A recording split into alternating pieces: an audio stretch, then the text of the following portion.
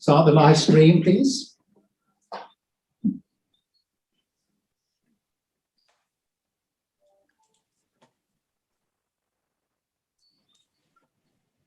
Thank you very much. So welcome to this meeting of the Cabinet, which is our first physical meeting in over 12 months. Arrangements are slightly different. So in addition to Cabinet members and other councillors present in the room, we also have some councillors joining our meeting remotely. I will now just check that they can hear us and we them. We have hopefully Cabinet Sport members, Councillor Hardwick. No, he is not online at the moment. Councillor Selden.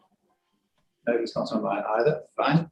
Going to the group leaders then. Councillor James, can you hear us and see us? I can hear and see you. Thank you. I can hear and see you. Councillor Lester. Yes, I too can hear and see you. Thank you. Councillor Matthews. Yes, I can hear and see you, Leader. Thank you. Thank you. Councillor Howells. Yes, I can see and hear you clearly, Leader. Thank you. And Councillor Swinglehurst. Good afternoon, Leader. Receiving you loud and clear. I think that is everybody. Thank you very much. It is, I had to say, very, very clear at our end. So we hope that continues for the whole of the meeting. We also have a number of officers attending who will be introduced as they're called upon. I will now formally open the meeting. The agenda papers and other relevant information for this meeting are available for public viewing on the Herefordshire Council website. The Council is streaming this meeting live on the Hereford Council YouTube channel and making a recording.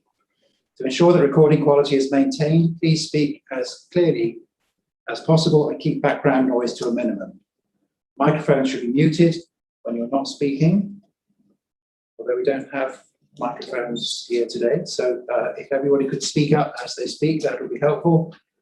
Please ensure that mobile phones and other devices are turned to silent. I say we don't have mic, we have just one microphone centrally to everybody, which hopefully will pick up everybody as they speak. As we move to the agenda, in addition to discussion by Cabinet members, I will invite group leaders or their representatives in turn to provide views and questions from their group on each item. Where appropriate, I will also call on scrutiny chairpersons to comment on behalf of their committee. Voting will be undertaken by a show of hands in the room, and only Cabinet members may vote. So, first item on the agenda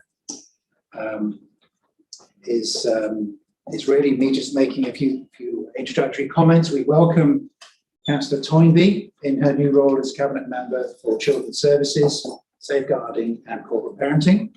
There are some other changes. So Councillor Norman is now Cabinet Member for Education and Attainment. We'll be looking at the description of that in due course.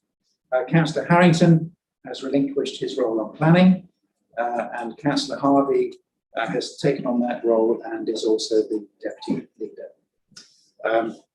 In this area of support roles, Councillor Bartlett will now exclusively work alongside Councillor Crockett and also perhaps help out with some of the asset transfers. Councillor Watson will help Councillor Toynbee, but also have some interest in public health. And there are other miscellaneous support roles, and I welcome the team working together. So apologies for absence. Have any apologies been notified to the clerk? We have one apology from Councillor Chans. Are there any other apologies? No. Declarations of interest. Are there any Section 1, Section 2 or other interest for items on the agenda today? I see none. The minutes of the previous meeting held on the 22nd of April 2021. No matters of accuracy have been notified to the monitoring officer. Cabinet members, are you content that the minutes are an accurate record? All in favour? I could show of hands. That would be good. Thank you. So those are approved. So we now move to questions from members of the public. No questions have been received for this particular meeting. So I move to item 5.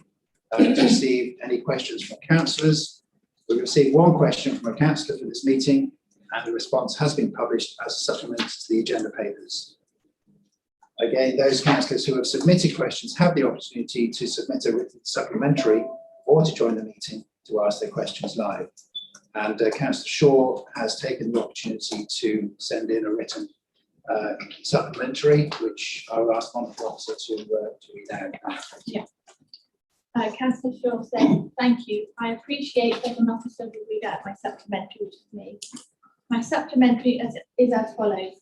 I thank the Cabinet Member for Finance, Corporate Services and Planning for her reply, and I take this opportunity to wish her well on her assuming additional responsibility for planning.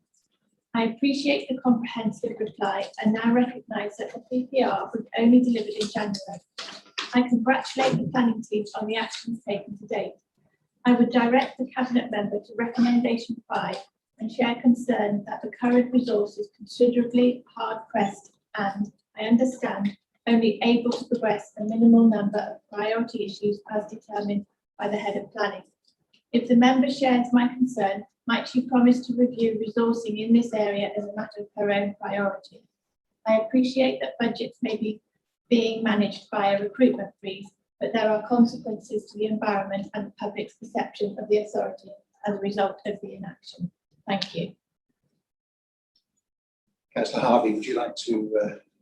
Yes, I'd like to thank Councillor Shaw for his supplementary question and assure him that I share his concerns about ensuring that the planning service has the resources that it needs to fulfil its responsibilities, and also assure him that I will be paying the closest attention to the resourcing of the area, and we'll be making it a high priority to understand exactly what the position is now and the work that's already gone underway to progress the recommendations of the PAS review.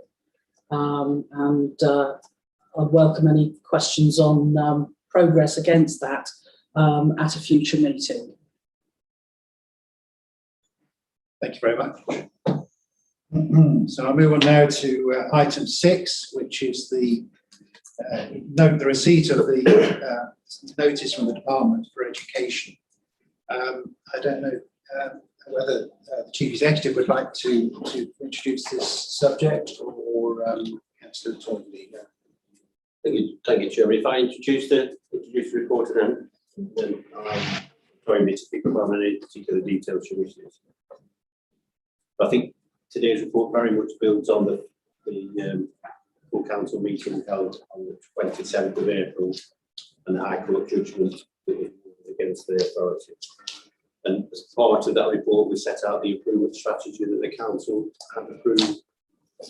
And that picked up the work we've done with regulators, the introduction of an improvement board and working with the Department for Education and their appointed advisor. Could you speak up a bit? Yeah, their appointed advisor.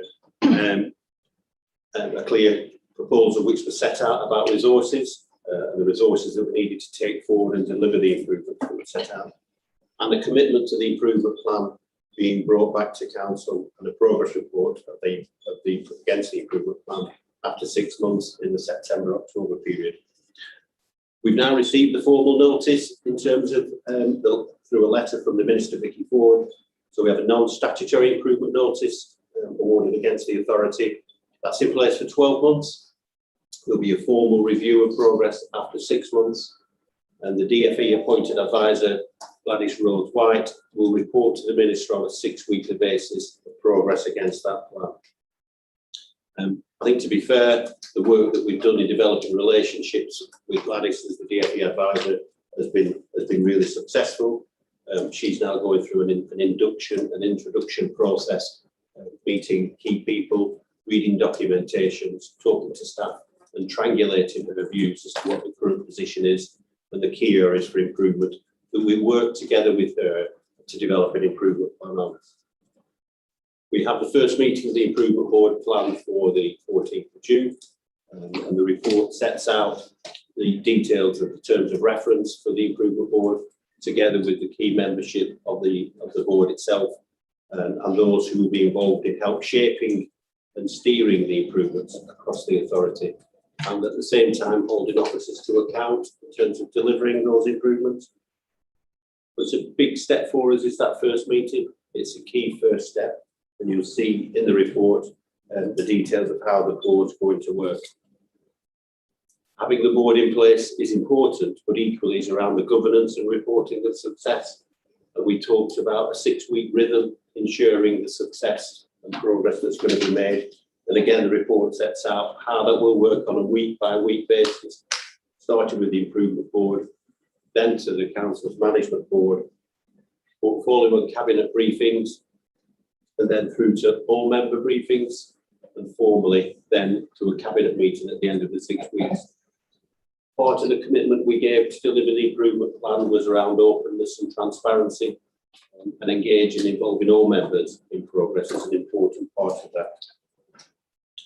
Last but not least, and very important to success, is around the commitment to delivering resources to deliver the support. We set out the requirement for that in the report from Cabinet. Director of Finance is chairing the resources board and holding officers to account in terms of level of resources that are needed. We're being clear about what the outcomes that are going to be delivered as a result of that additional resource that's put in. So we manage that at close range. So it's a short summary of the report and progress that we've made and the current position. I'll hand over to Councillor Toynbee if she wishes to add to that. Yes, thank you, Paul. Yeah, no council's ever happy to receive an improvement notice, but the good thing is that it's really given us a lot of clarity, and as you've said, the clear timescales, clear accountability, that's all very positive. It's already underway, which is really positive. And change was needed, so here we are. It's really good that Mrs. Rhodes-White has already established a good relationship with the team, so I'm looking forward to meeting her. And I'm very pleased to be part of that improvement team, part of the broader child services team. I'm part of this political team. It's my 3rd day in this role. So yeah, I'm looking forward to getting stuck in. And as you say, we've got to make sure we get the resources that we need. Thank you. Okay, so open to any questions? Questions for clarification? Shall I start, Paul? The paragraph 13, it has the list of members who are going to be on this board. And it looked to me like a very large group, and how to kind of manage that. But on the other hand, I did look at it and I thought, it's not just about the council, is it? It's about the whole county. It's about teachers. It's about the police. It's about the NHS as well. So it's working together as a partnership. And so I think it's quite difficult to reduce the numbers, isn't it?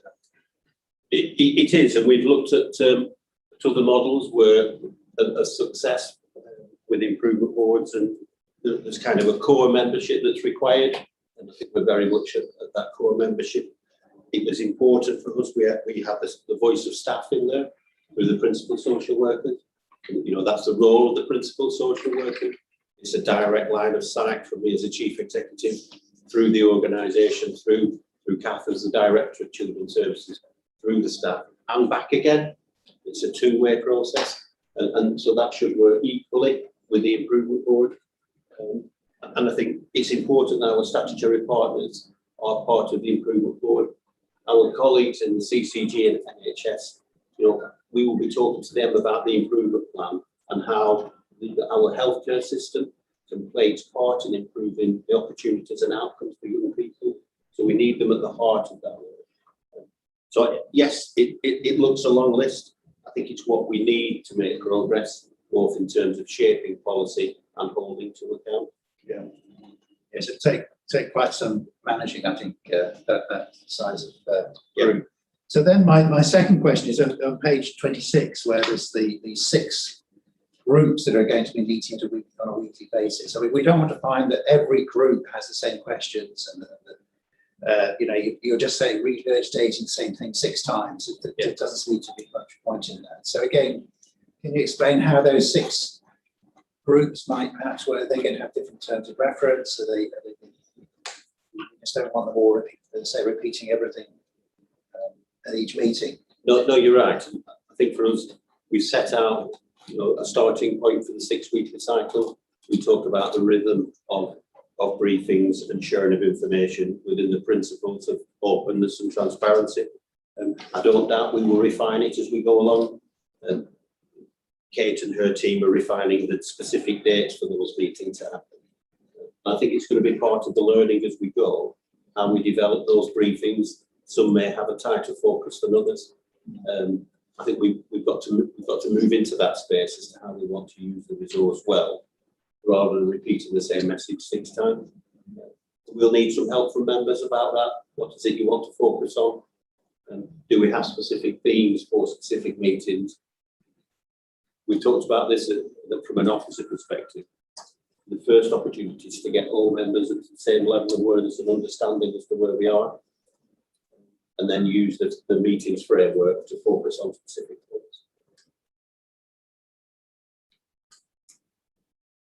things. Councillor Davis. Sorry. So I've got just a couple of questions. So talking about the membership, for me, I just wondered if it was me not understanding it. Is that you talked about the NHS, and I can see that the CCG is there, but they're not the front-facing organisation, so they're the commissioners. I don't know whether I've missed it, but it doesn't appear to have anybody from the NHS, and I'm slightly concerned that may be something that's missing. So we do have Wye Valley Trust, but we also have Worcestershire, Herefordshire and Worcestershire Mental Health Trust, and I know that the Mental Health Trust specifically issues were mentioned within the judgment itself. Specifically, so I think that I'm not sure if that's a missing part or whether or not there's things behind the scenes that are there. It just feels like there's maybe not the people that I was expecting around the table. And the other obvious voice that's not around the table is that of a young person. And I appreciate that these are high level discussions, etc. But if we're talking about how do we improve things for children, where are we listening to them? And on both of those points, I think you're quite right in terms of our health partners. There's work behind the scenes in terms of the relationships and how we get the right people there to the right subject matter. I think what we are committed to, and our health partners have committed to alongside of that, is we use the work we've done within the healthcare system to reach out with regards to the improvement plan and engage and involve them across the healthcare system. Not just through one particular access point. And with the voice of young people, that's a point that we've looked at, and there is a separate forum where Gladys is talking directly to young people, as is as the Director of Children's Services. And at this point, it was felt that it's a strategic group, and it's about focusing on the improvement plan. We want the contributions for young people to come kind of in a safe place in the first instance. Now, if over time we grow that and bring them forward as we progress, that would be a good thing to do. It's very much a starting point for us. I don't know whether you want to add anything further on the voice of young people there. Yeah, just to, so it is a strategic board, so it's more high level, and the wider partnership through the chair of the partnership scrutiny chairs and people that will disseminate, but underneath it will sit what's called a shadow board, and that's the partnership board again, and that will be more frontline practitioners, and a young person will be on that board. That's the board I chair with the principal social worker, and that will be a sort of a golden thread between the strategic, it's the more or less the doing, you know, the real of the city, and you will get wider membership there, and we're in the process of forming that, and we'll be able to bring that back and show you who will be on that board and how we then, but we capture the young person into that and see. So it'll be, and that will have a bottom-up approach of improving practice as well as just the top-down approach. And that's something we're committed to do.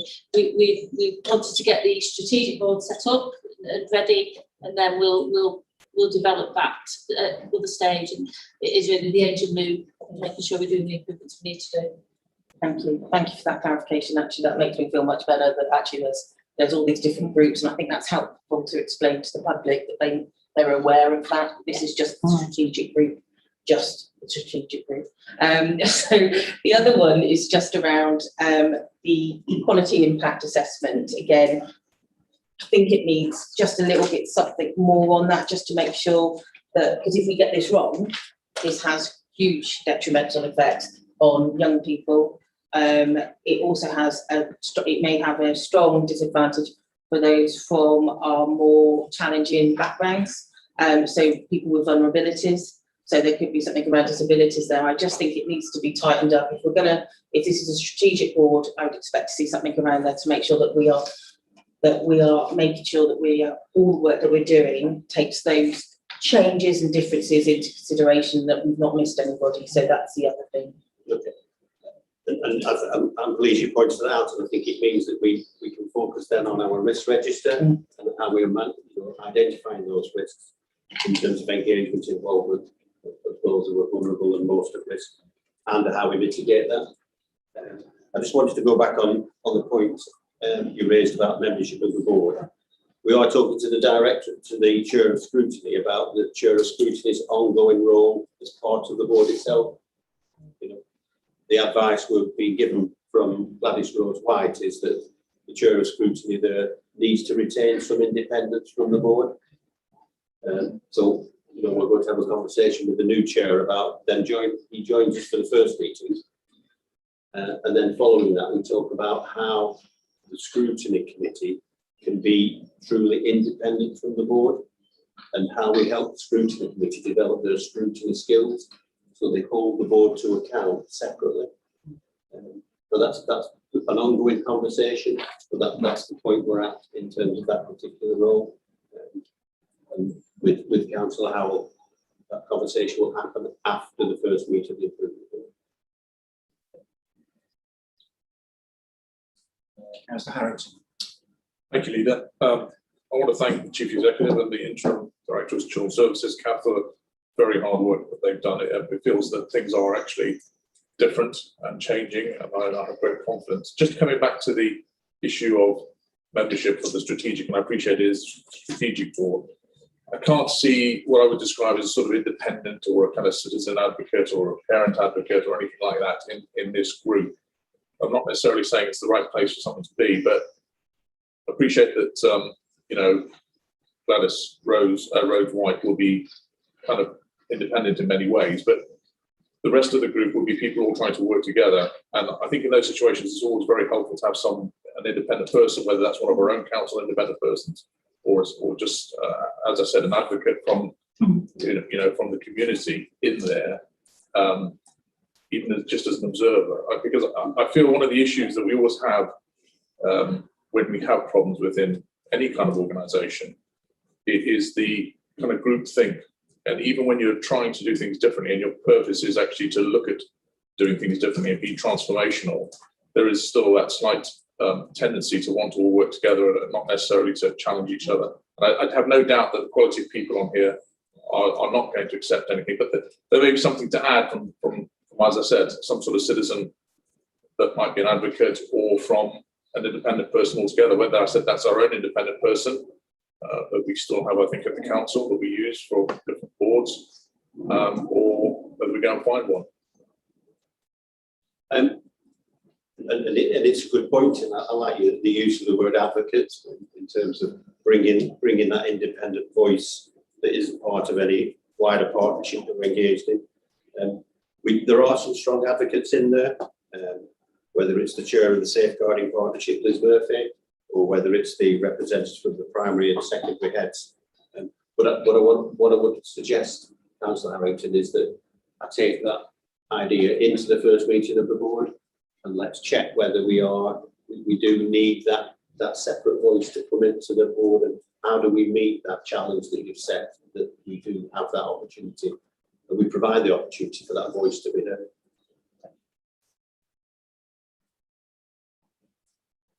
Councillor Harvey. Thank you. Following up on the queries that Councillor Harrington raised, how do carers, care providers, care place providers, foster families and adoptive families feed into this? And also children who have left care, we stay in touch with our care leavers up to the age of at least 25. They have some organisational memory, if you like, in terms of their experience looking backwards, and how are they going to have a voice or feed in to this? And the other question or query is, I can see that you've got the chair of the scrutiny committee down as a member of the board, and I hear what you say, Chief Executive, about wanting to find a way for scrutiny to play a scrutinising role in all of this, separate from the board.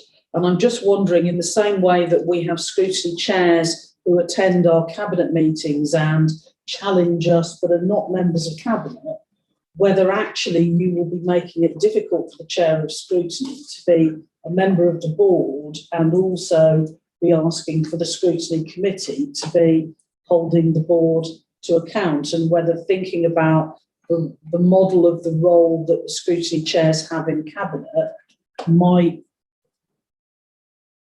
give something to the way that this is done, rather than having scrutiny actually in two places at once. Yeah, and I think I need to clarify the chair of scrutiny role.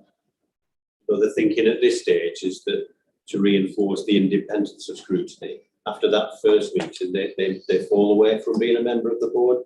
Okay. And you know, they receive the improvement board presentations and updates from myself, Gladys, and Kath, and we are held to account separately by the scrutiny committee, and the chair can fulfil that requirement by not being part of the improvement board going forward. Okay, so just to say draft membership. Yes, it is, and I think at the time of writing it was correct, Okay. and I think we've moved on from that in terms of where we are. But we need to develop that model as well. I think, to be fair, we've got to grow into that space and get it working right for us. Yeah. And that's the important bit. Let's have it so it works with and for us rather than against it. So what that looks like is very much within our gift. In terms of the voice of families and young people who pass through the care system, I think that's very much going to be the place, as Kath's articulated, that will be heard at the shadow board. Kath will have more detail as to how that's going to work. Yeah, one of my aspirations is to actually have a representative from foster placement, a foster carer on the shadow board, so we get that voice through, and we've also got representatives. We'll have the voluntary sector in there, and also the young people will be a cross section of the young people. So it's our existing care children, but also care leavers and other organisations where we've got an independent voice that's already operating in Herefordshire that we can try and bring those in. So that's our aspirations, is to make sure that's a real sort of eclectic mix that crosses everything. So we really get a sense of, and it's about them looking at the plan and saying, are we getting this plan right?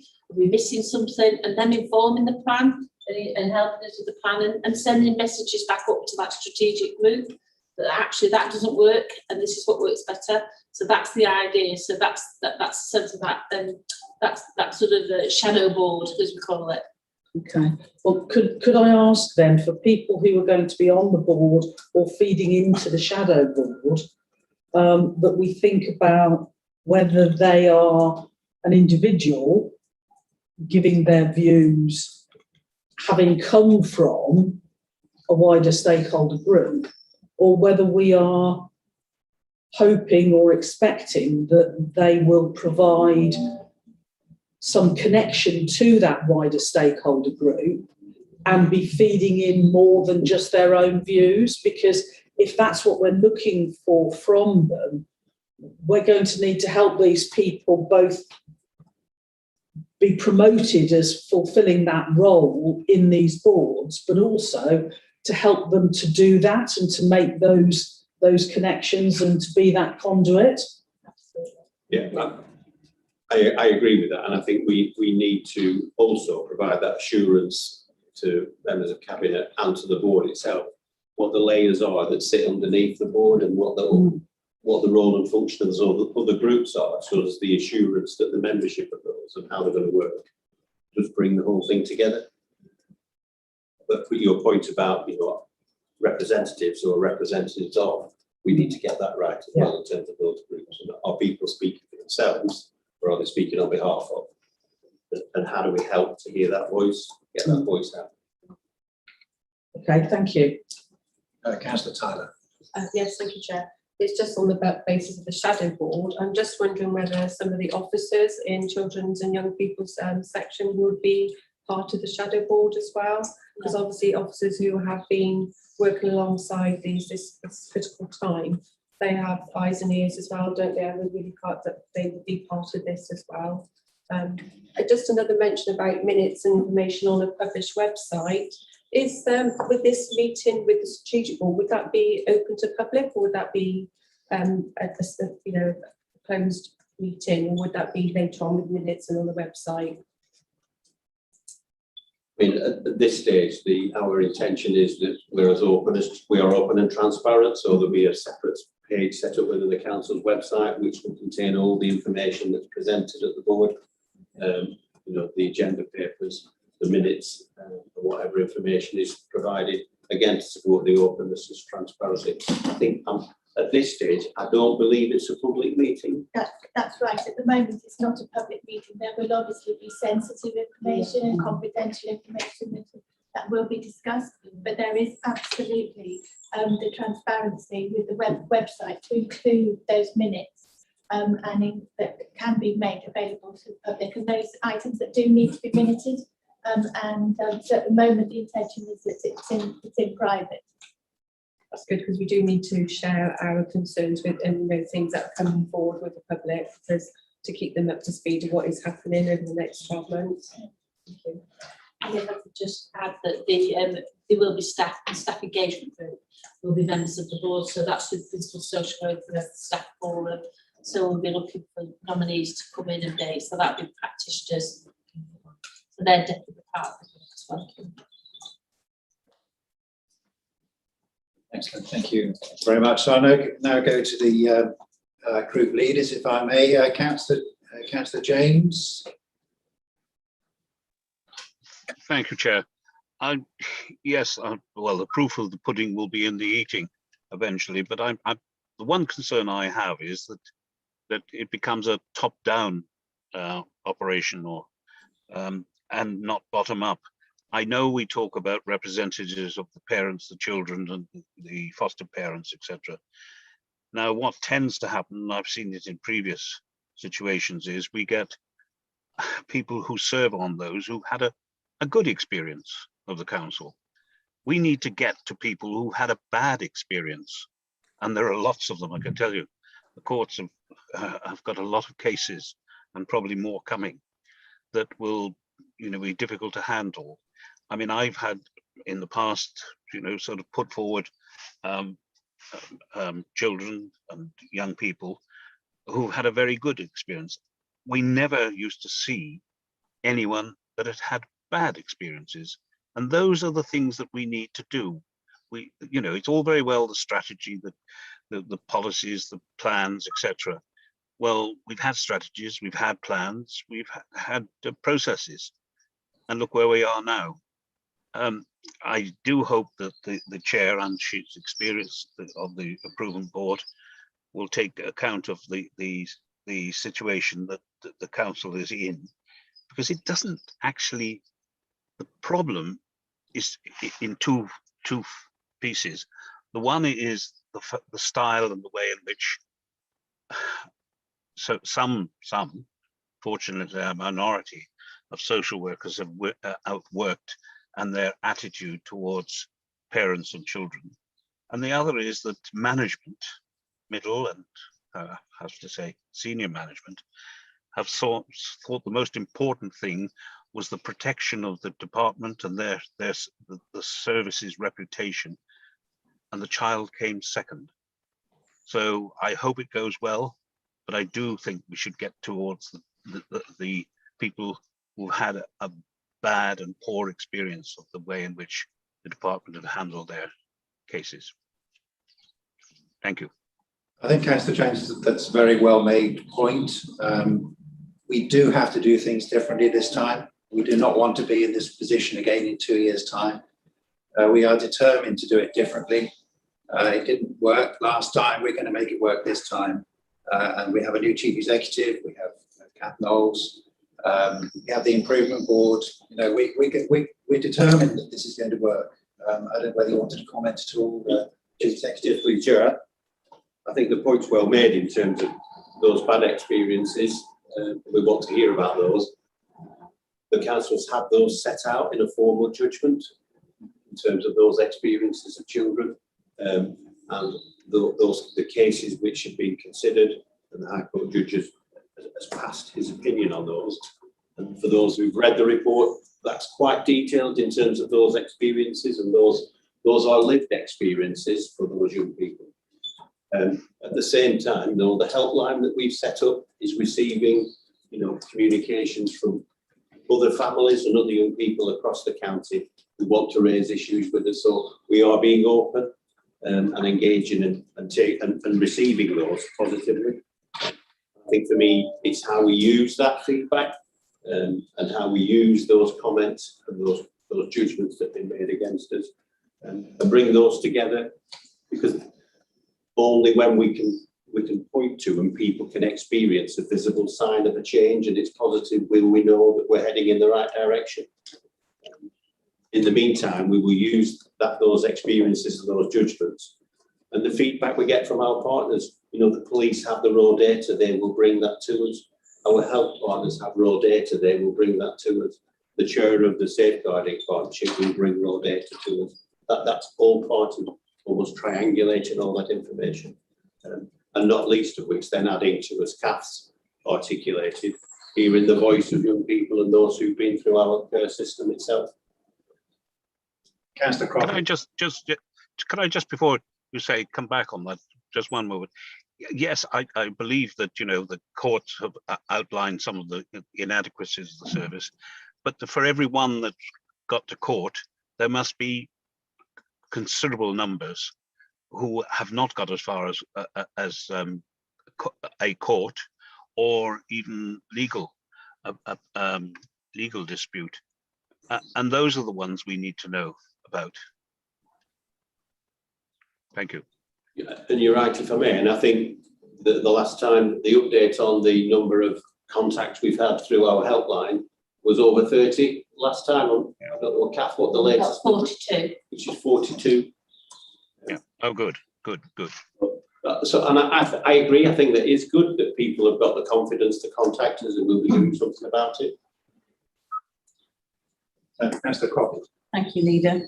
I just wanted to ask Councillor James if he's ever had the need to support somebody with the issues he's just raised, and if he has, how was it dealt with? Yes, and very, very badly. And I've raised the point numerous times. So but that's a matter for confidential discussion. I think I'll move on. We'll have another opportunity at the end of this question session to delve any deeper if we want to. I'll go on now to Councillor Matthews. Thank you, Leader. I agree with you, Leader. When you look at the board purposes and note those 4 points that have to be addressed, nothing's more straightforward and obvious.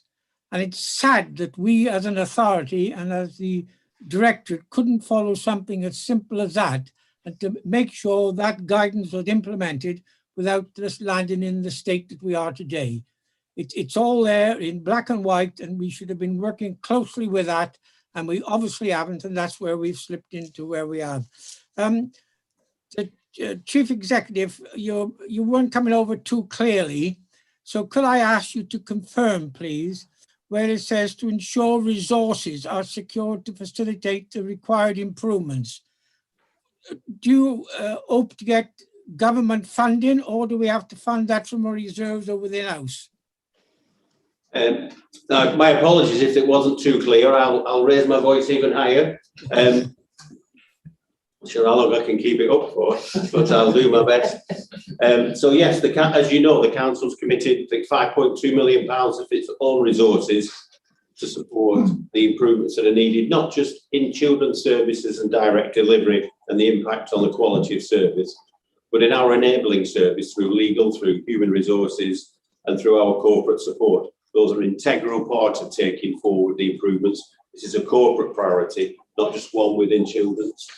But yes, I've written formally to the Minister requesting additional financial support in addition to that which the Council's already putting down. So we wrote formally to the Minister in response to her letter with regards to the improvement notice. We will be following that up directly, and we've requested a formal meeting with her, and we're following that up with our MPs and using all the lobbying forces that we have to have that conversation and confirmation of what funding the government's prepared to put alongside that of the councils. Thank you. And just going on, Leader, if I may briefly, there's been an awful lot of remarks made about the makeup of the board. I agree with you, Leader. It seems a bit heavy on the ground, and I would have liked personally to see 5 or 6 of those pulled out and put in the other attendees to be invited when required. If you get too large a group discussing something, progress is very slow and very sluggish and very confusing. It's far better to have a briefer, shorter board or smaller board, get things done, then pull in the others, each one by one, and go through what you're recommending, and things get done more efficiently and effectively. That's just my humble opinion. Thank you very much. Yeah, I think that. Thank you for agreeing with me, Councillor Matthews. Yes, I've mentioned this already to Gladys Rose-White. She's been involved in at least 2 of these really serious issues like ours. I think we have to rely upon her experience. We'll find out how good a chair she is. I'm sure she'll be excellent, and we'll keep reviewing it and hopefully improve as time goes on. Councillor Lester. Thank you very much. First things first, we'd just like to officially welcome Councillor Toynbee to her new role and wish her all the best. It's extremely important role, probably one of the most important roles. So good luck, and we wish her well.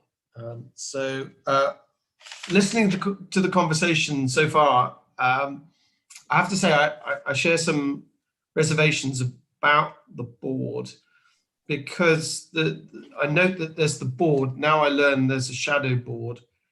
We have scrutiny, then we have the children's safeguarding board, then we have performance that's reported to group leaders, and obviously we've got officers reporting to cabinet members as well. So there's quite a lot of reporting there going on, and my concern is that if anything's going to fall between the stools. And with regard to the makeup of the board itself, it looks very much like the Children's Safeguarding Board to me, but with a new independent head that's been provided for us. And I note the list of people on the board, but seeing as the failings were operational within the council, it seems to me to be a little bit odd that we're involving all of those other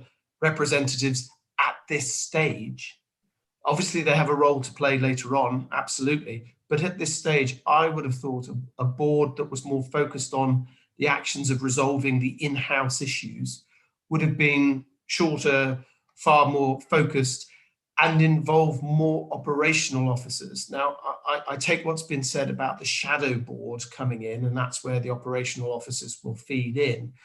But I would have thought what would have been more effective or more focused at this stage would have been less people from outside, more people from inside to address the immediate concerns.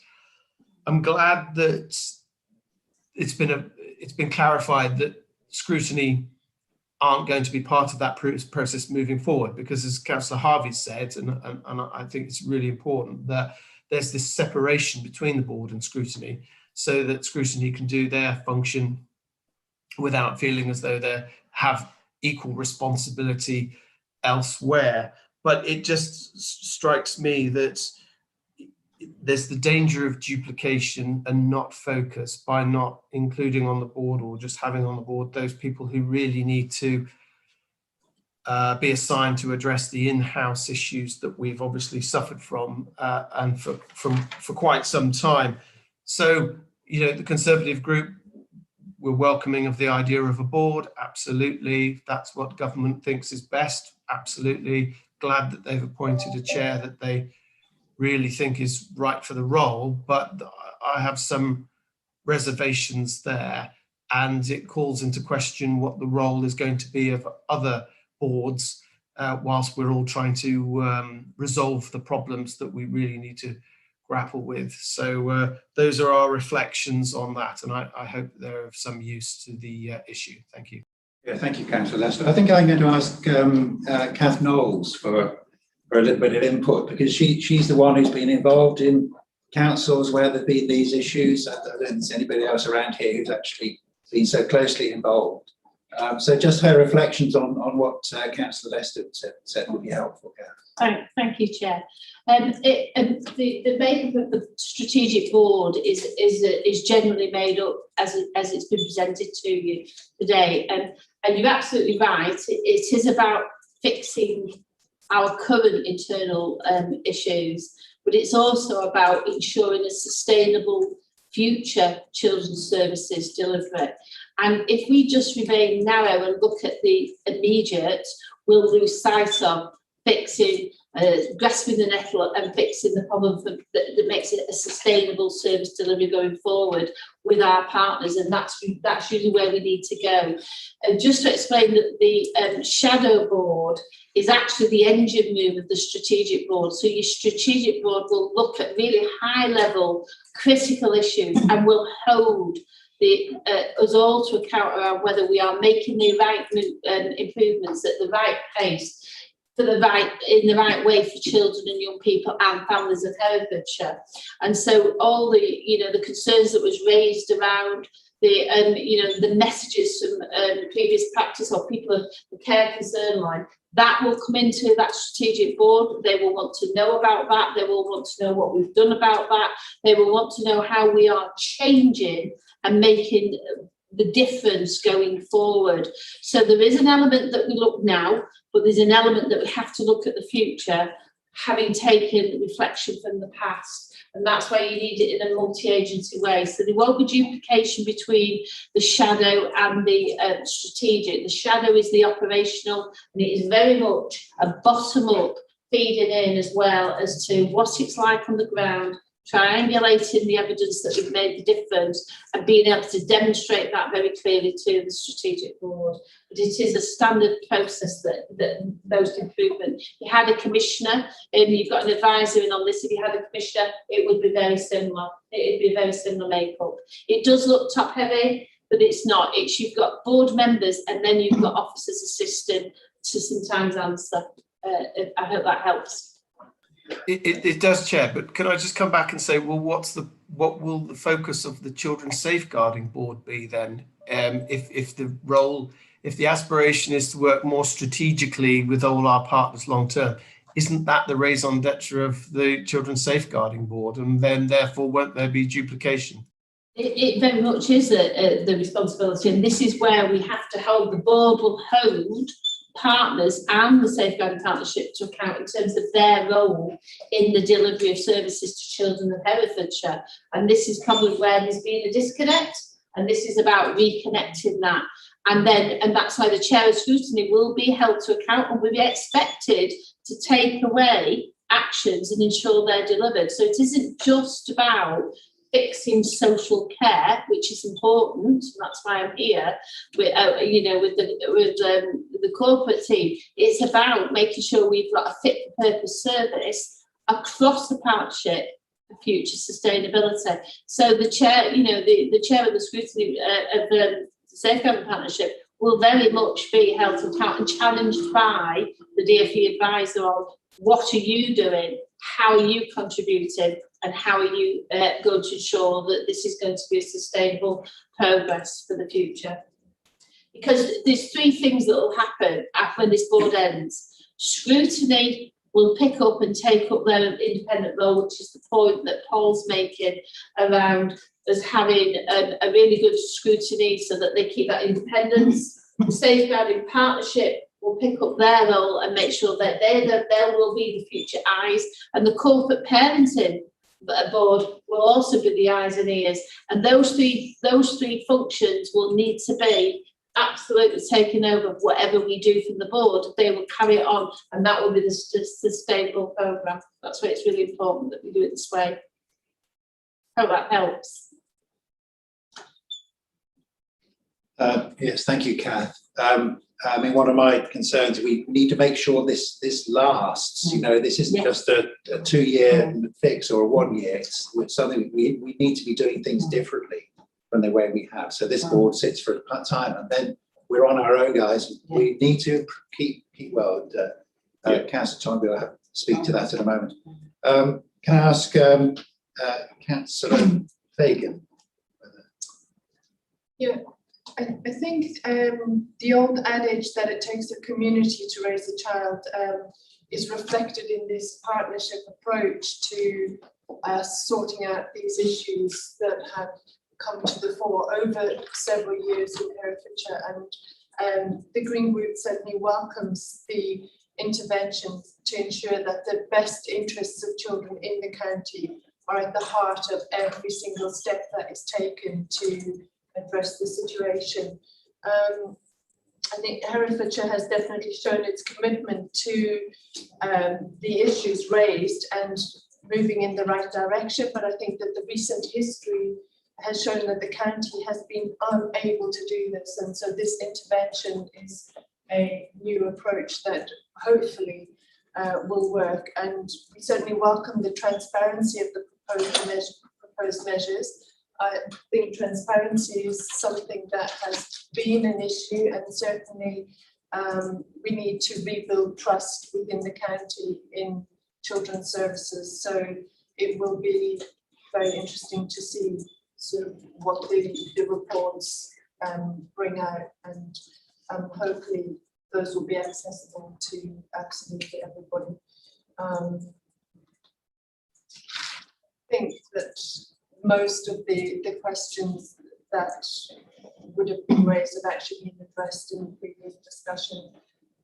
So, yeah, look forward to progress. Thank you, Councillor Fagan. So, Councillor Ginman, do you have any thoughts from your? Yes, thank you very much, Leader. As was just being said by Councillor Fagan, many of the points that I've been noting as we're going down, I've sort of been ticking them off one by one as you go around the table and go, there goes that one. I was concerned, as was said earlier, about it looking rather top heavy and top down. I am somewhat reassured that I'm still struggling a little bit and will like to see what it looks like when it's actually happening. I think in part, I also still have a problem a little bit with the first line of the board's purpose in the terms of reference, which says to oversee the implementation of the improvement plan rather than devising a strategy for for a plan. And the language that was just used just now by Kath Knowles seemed to me to muddle implementation and strategy. And I think you do need to get that very clear at the outset, what it is you're trying to achieve. Otherwise, you won't recognise it at the end of it. Who's doing the strategy, getting the plan, who's then implementing it, and how you will recognise it when that has happened seems to be fundamental.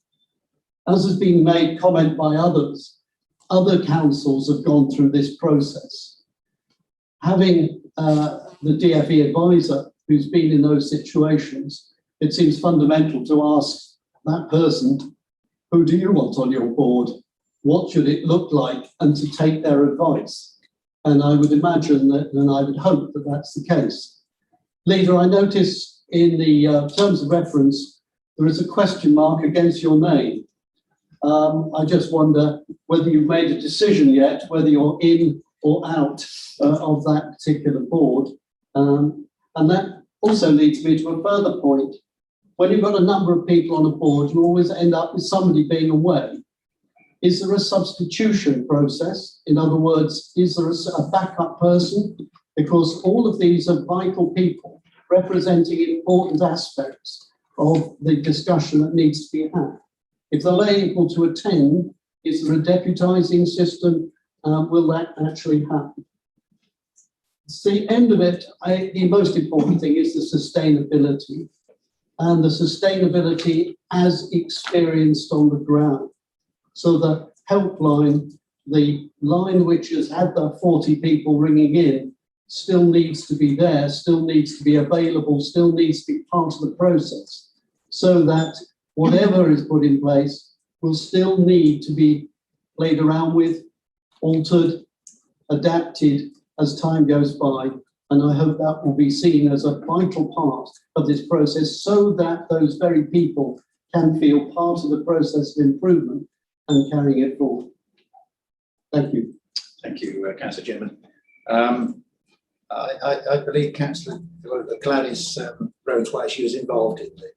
Yeah, I mean, Gladys, as Rhodes White, has been involved in the development of the terms of reference from day one, both personally in helping us to shape the terms of reference, by signposting us to other places of good practice, hence the makeup of the board in terms of the members, the membership of the board, and also how frequently the board should meet, what its draft terms of reference are. And they are draft at this stage, because we need the input from yourselves around this table, and we need the input from colleagues at that first meeting of the improvement board to shape those. So the comments you've made are welcomed and noted, and we've got things to take with us to that first meeting. And my apologies to the leader with the question mark after his name on the suggested terms of reference, because at that stage we hadn't had the conversation with Gladys, which says, would it normally be, is it best practice to have the leader of the council there? And her advice was absolutely yes, it is best practice to have the leader of the council there. So hopefully that provides the assurance on those points, Councillor Chip. Thank you. I'll turn to Councillor Howells. This was at scrutiny committee earlier on this week, sort of baptism of fire for you, I think. I'm pleased to say that I think the technology is working much better today. We're hearing you very well, and hopefully you're hearing us at your end. But I wonder whether you had any observations you wanted to pass on to the Cabinet. Yes, thank you, Leader. I'm hearing you loud and clear, and you can hear me now, I presume. We can, very well, thank you. Great, yes, thank you. I'd like to first of all share in the congratulations to Councillor Townby for her new role in Cabinet, looking after children's services, safeguarding and corporate parenting, and of course we're working very closely with her in the scrutiny role. And there's great continuity there, because as former Vice Chairman herself, she knows very well the role of scrutiny. 2 points I'd like to make. One is, we've touched on a lot already on the role of scrutiny in the improvement plan, and secondly on ensuring we have enough bandwidth to cover issues that come up through the improvement plan process. So come back to the first point. Obviously lots been said already. It was an agenda item on the meeting on Tuesday, and we discussed it. We were a bit concerned about whether we might be quorate, because group leaders may not have sufficient time to allocate members to the committee. So we were a bit anxious until a few minutes to go, but we were fortunately quorate, and it was a good job we were, because we had a very constructive meeting. The feeling amongst members, the few of us what there were, that it would probably be quite useful for Chair of Scrutiny to be on the board. And the reason for that is that we arguably wouldn't be in this position if scrutiny had been seen more regularly as being a critical friend that officers should naturally turn to ask for things to be scrutinised that were problems. And in fact, in the last year alone, we've had to bring to scrutiny 2 items that should have been, hadn't been thought of being brought to scrutiny. So you could argue that it makes a very powerful statement if scrutiny is actually on the board, that scrutiny should be seen as an integral part of decision making, and not something that comes as an afterthought, or that scrutiny itself has to say, hang on a moment, shouldn't we be looking at this?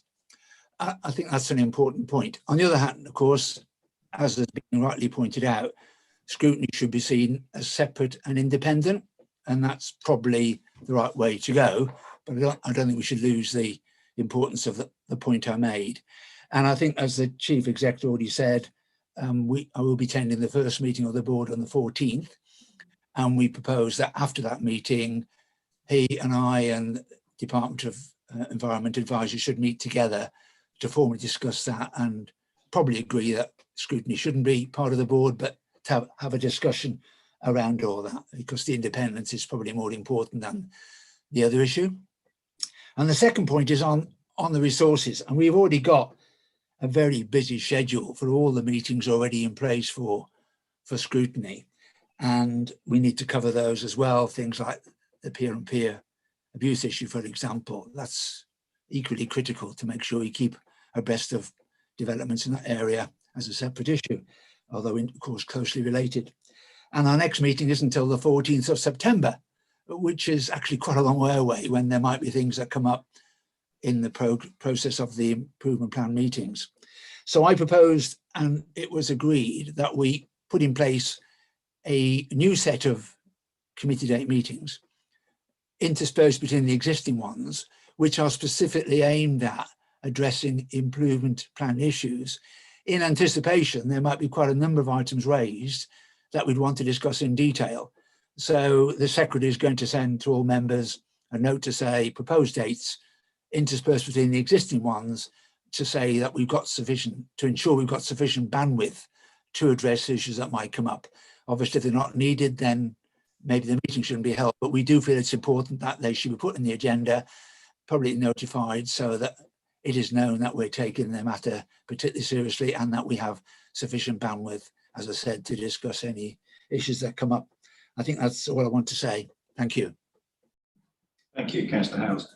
I think I'll ask Councillor Toynbee if she wants to respond to any of those issues. It is early days, Councillor Toynbee. Yeah, no, thank you. It's been, we've got to get this right. We've got to get this right. Everybody keeps saying and it's true. And we've got to rebuild trust. It's been really useful hearing colleagues' questions, really helpful colleagues. I agree with Councillor Lester about clarity of reporting, and the structures are there. We'll get used to them, but they do take a bit of getting used to, don't they? I have heard lots of members who've been members for much longer than me, saying that they've had concerns for many, many years.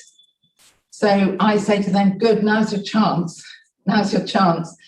It's really good if everybody is on board. I know everybody cares. So this is your chance. You can contact me at any time. I know that Kath and Paul are very open to be contacted at any time with any concerns.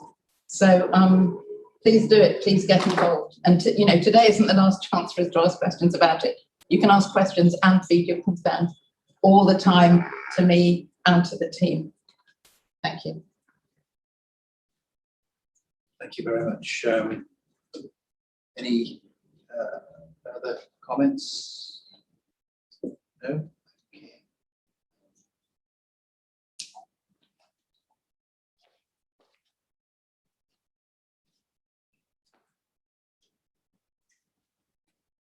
Sorry, my laptop is on sleep. So so the recommendation to Cabinet members is as follows. Recommendation that A, the improvement notice is noted, and B, the Cabinet reflects upon the establishment of an improvement board and what role it will play in ensuring that the improvements set out in the improvement notice are achieved. So if I could put that to the vote, all those in favour, raise a hand if you would. Thank you. Any against? No, everybody is in favour. Thank you very much. And thank you for everybody's contribution. So now move on to item 7. So again, really, it's one end of the spectrum to the other. This is what we talked about, children and people, and now we're talking much more about numbers. The purpose of this discussion is to review the performance for Q4, which was the end of the last council financial year, and the final budget outturn for that year, and to provide assurance that progress has been made towards achievement of the agreed revenue budget and service delivery targets, and that the reasons for any major variances or potential underperformance are understood and are being addressed to the Cabinet's satisfaction. This item begins on page 39 of the agenda pack, and perhaps I'll begin by asking Councillor Harvey to introduce this topic. Thank you. Thank you, Leader. It's my pleasure to present both the review of performance for Q4 of 2020-21 and the final budget outturn for the 2020 financial year. The final 2020-21 outturn is a £38,000 overspend. To put this in perspective, this equates to 0.02% of the council's net budget as an outturn in a year which had us managing over £16 million worth of unbudgeted cost pressures created by the pandemic. The council has received £163 million of funding from central government for COVID-related support services during that period, and £116 million of that was passed swiftly to our business community. This tight end-of-year position is an incredible achievement for the council, and I would like to offer my congratulations and thanks to all our staff for the many ways in which people across our business have dug deep, gone the extra mile, and provided positively and cheerfully, have responded positively and cheerfully to the huge challenges that we have faced throughout the year of COVID. I shall leave it to Cabinet colleagues to highlight particular achievements and issues within their own portfolio areas, but the headlines in terms of performance and delivery against our plans are that at year end, 70% of our performance measures show an improvement or remain steady compared to the same period last year. This is an improvement over the same period last year, improvement on the same period last year. And at the end of the final quarter, 72% of actions from our delivery plan are identified as complete or as having been progressed within their planned timescales. I'd like to talk a little bit about the information that's held in the appendices to this report, because it is quite detailed. I'll start off by looking at Appendix B, which is the capital programme. We managed to deliver 60% of our planned capital programme in year, despite the degree to which COVID hampered progress on the ground for the construction industry. The £35 million underspend is being carried forward into this financial year, and we are now recruiting a programme manager dedicated to the delivery of our ambitious and important capital programme to ensure that these investments are delivered and do deliver the benefits intended across Herefordshire. Appendix C contains information on treasury management through the year. And during the year, we reduced borrowing by £3.5 million, and we reduced the council's total debt by £6.4 million and increased council investments by £23 million. During the year, prudent and proactive treasury management contributed overall nearly £2 million towards offsetting cost pressures elsewhere in the council's budget. Appendix D to our report considers debt write-offs, and these have reduced significantly again compared to previous years and continue an impressive downward trend, assisted during this COVID year by the let-offs and allowances which were made available to businesses by central government, which for us amounted, as I've said, to £116 million in-year support to businesses, in addition to the waiving of business rates for most of the county's businesses. And I'd like to give a special mention of thanks here to the staff involved in delivering these grant funds to businesses, many of whom were transferred from their normal roles to provide the resource needed in the finance team to turn this money around and get it out quickly to our business community. This team worked evenings and weekends to get the money where it was needed. And I know from the comments and emails of thanks that I personally have received from businesses across Herefordshire just how much their help and hard work was appreciated. And I'd like to thank you, Section 151 officer, for all the work that you did in helping to make sure that that happened. Appendix E shows how we did on our savings. And despite a very testing year, we managed to deliver on over 80% of our planned savings across the directorates. COVID delayed our plans for savings in delivering some of our contract efficiencies that were hoped for, and in progressing some elements of our plans for reducing our own accommodation costs.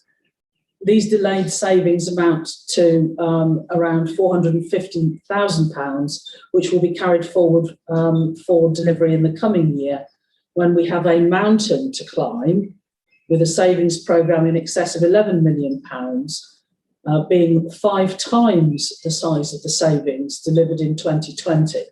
This is a huge challenge, and we all take this very seriously. Delivery plan dashboards and performance monitoring can be found at Appendices F and G. And I don't intend to go through these in detail, but a lot of detailed work and thought has gone into producing them. The headline position, as already mentioned, is an excellent result on both performance and delivery in this testing year. There is further work to be done in some service areas to firm up on the most appropriate performance measures to ensure that we're tracking indicators which properly reflect progress being made towards the achievement of our agreed objectives. And I'm hopeful that we'll have greater clarity on these for the Q1 performance report for this current year. Appendix H shows the ongoing levels of risk that we are managing related to COVID. Even after mitigating actions have been taken, there remains significant risk to the council, to the local economy, and to our young people in education as a result of the ongoing pandemic. And inevitably, these risks themselves knock on to impact on our own strategic objectives. We are continuously reviewing these risks and taking action in response to the ever-changing situation. And with that, I will hand over to my Cabinet colleagues to pick up on the areas of special interest for them in reflecting on an extraordinary year for everyone.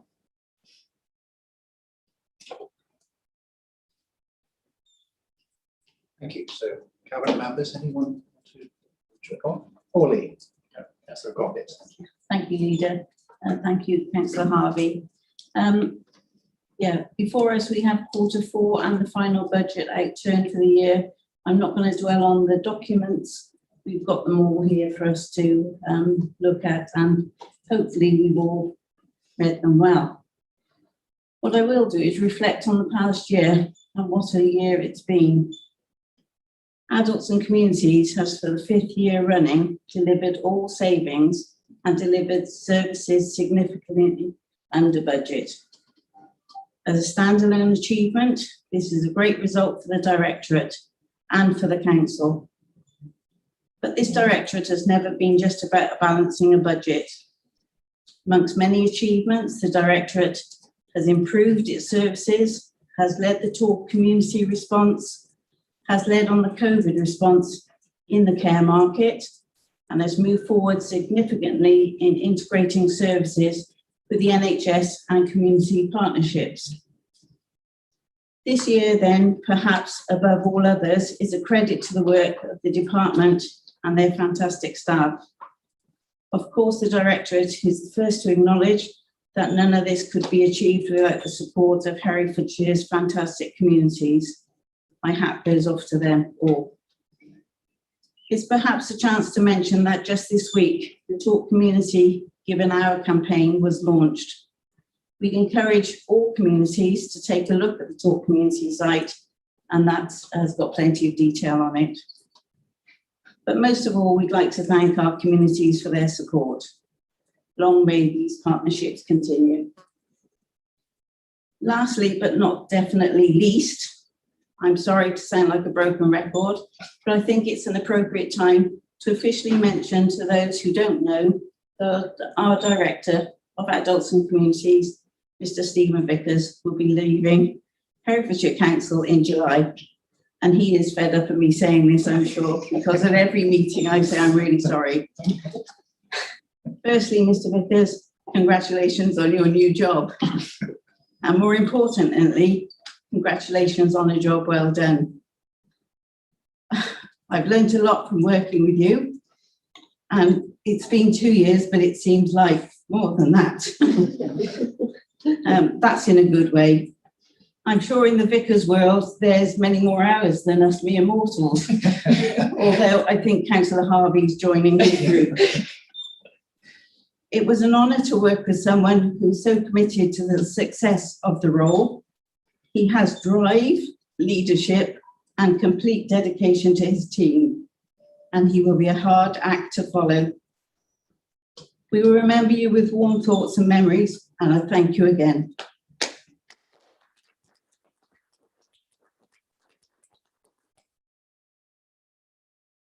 Thank you, Mr. Crockett, very much for that. I don't know who wants to follow that. Councillor Davis. Yeah, I mean, it's not going to be as good as that, let's be honest. So thank you. There are so many thank yous that I need to deliver during this that I apologise if I leave anyone out. Every staff member that I've met have worked tirelessly over the past year with the delivery plan, all whilst dealing with the pandemic. I am in awe of your dedication to the council and to the people of Herefordshire. Specific areas of the delivery plan I would like to draw your attention to. Culture. Any of you that know me will know that I believe culture should be the golden thread running through all of our plans. The recent rural media project, Point of View, with Herefordshire's youth, completed during lockdown and with original music from our incredible youth, has shown how culture allows people to express their feelings. The easing of lockdown now allows our cultural services to come into their own with the reopening of our libraries, museums and archives. The number one question I was asked during lockdown: when are the libraries opening back up? I heard a particularly moving account from a resident to whom books being delivered to her home was the very thing that allowed her to escape social isolation. Currently, we have an exhibition at the Hereford Art Gallery Museum in Broad Street, Hereford, showcasing 900 years of the May Fair. An interactive tour of the exhibition is online, and it allows us to step into the new world of online exhibitions, taking our cultural treasures into the front room of households, not just in the county, but worldwide. We also have exciting projects coming forward for our youth, including a parkour park for our amazing parkour group in Herefordshire. I was overwhelmed by the passion of the group to do a presentation to senior leaders and businesses, making the direct link between arts, exercise, and mental and physical health. This is the future. The social value. The procurement team and our partners, Social Value Business, have done a sterling job during the past year with progressive procurement and social value. At its heart, social value and progressive procurement is about adding extra value to the communities that we serve via our procurement and commissioning of services.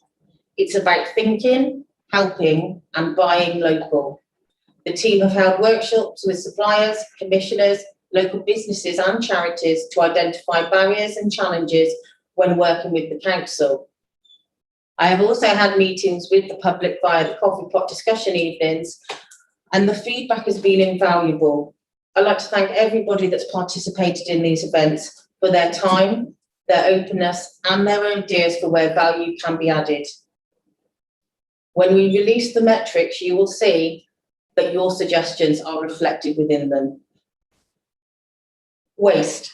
We have had great success in the council with being one of the first to open up services via a booking system during the first lockdown.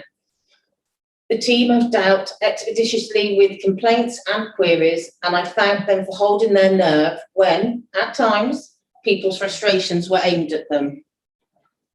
As most are aware, we're in the unique position of having both our current collection and disposal waste contracts ending in 2023. The General Scrutiny Task and Finish Group into Waste submitted a report outlining numerous recommendations which were all accepted by Cabinet. We've held a very successful consultation on waste collection, and I'd like to thank all those members of the public, including our businesses, on their responses. Now we move forward. with an end-to-end waste strategy focusing on a zero waste approach in Herefordshire. This will include working with our communities to put into place deposit schemes, reuse spots in all of our recycling centres, and trials on innovative ways to deal with our waste in Herefordshire. Finally, property. Marlborough School was built on time and on budget thanks to the incredible project management work that has been led by Councillor Harvey and our Section 151 officer, Andrew Lovegrove. Thank you to all of the other staff that were involved, as I know they are a very dedicated team. We will build environmentally sound, innovative schools that allow for open space and holistic needs for our children and young people. And the next on the list is Peter Church School, after years of stalling. I'd like to thank the school's property team for your future-proofing approach to our schools and colleges.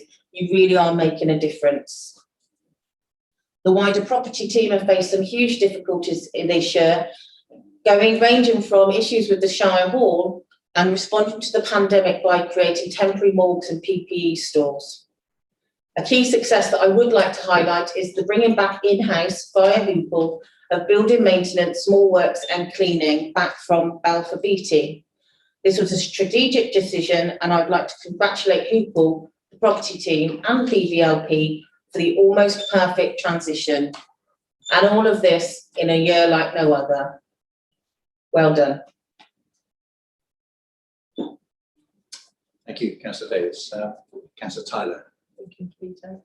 As everybody said, it's been a very difficult 12 months.